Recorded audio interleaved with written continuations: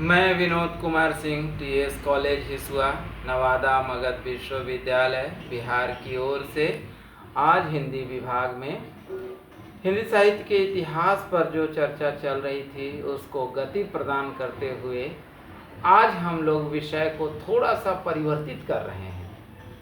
जैसा कि आप सब जानते हैं कि हम लोग रीतिकाल में बहुत अच्छी बातचीत करके बहुत गंभीरतापूर्वक वो बातचीत को हम लोगों ने समापन किया है, जिसमें रीतिकाल पूरा बैंडअप किया गया, एक तरह से उसको समावेश किया गया है एक दूसरे से।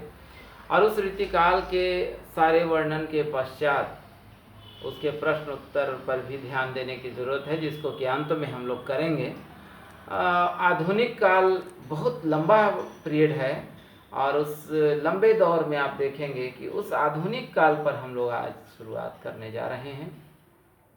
आज की शुरुआत आधुनिक काल पर होने जा रही है।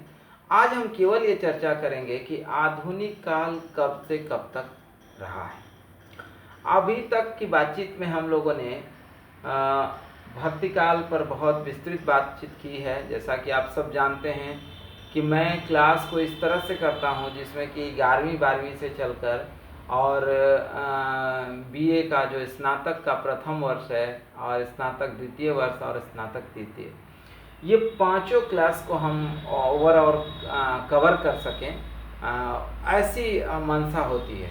तो हिंदी साहित्य के इतिहास इस मामले में बहुत सही टॉपिक था, जिसको हम लोगों ने लेकर आगे बढ़ा।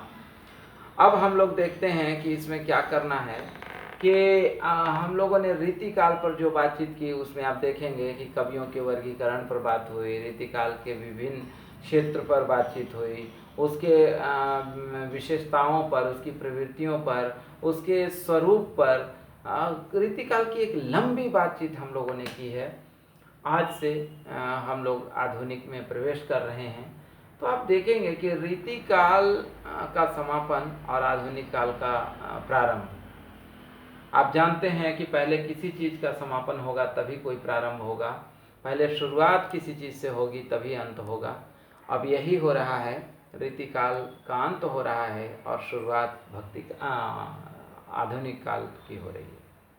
आप देखेंगे कि आधुनिक काल का जो पीरियड है, जो समय है, वह समय लगभग एक लंबा दौर है, जिसको कह सकते हैं कि लगभग सन 1900 से चलकर आप देखेंगे कि आज तक का जो काल है वो आधुनिक काल है। इस आधुनिक काल में पहली बात तो गद्य और पद्य साहित्य के दो रूप चले हैं, जिसमें गद्य है और पद्य है। पद्य भी है और गद्य भी है, दोनों पर बातचीत करेंगे बारी बारी से।